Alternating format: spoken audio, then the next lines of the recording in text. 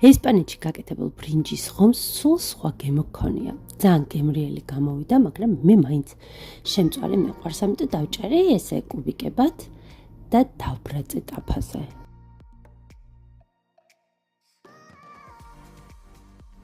ამ ყველთან ერთად ჩვენი ღომი კიდევ უფრო გაგემრიელდა. ეს შევიძინე ლიდლში, რომელიც დევს ესე თავის წყალში, არის 4 მრგვალი ნაჭერი, რომელიც საოცრად გავს ქართულ ყველს გემოთი. თქვენ გიყვართ ღომით ყემლით? მე კი ძალიან მიყვარს, მაგრამ აქ სამწუხაროდ არ მაქვს. ამიტომ ესეც ლიდლში ვიყიდე, მექსიკური სალსა, ხალაპენიო და ჩილის ნაზავი. სხვა შორის ძალიან გემრიელი იყო და ესე მივირთვი ჩემი დაბრაწული ღომი.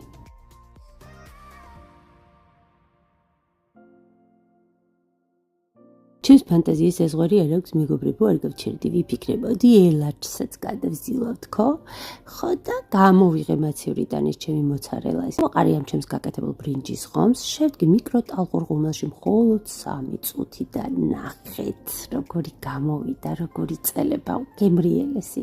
ესეც ელარჯი ესპანეთში.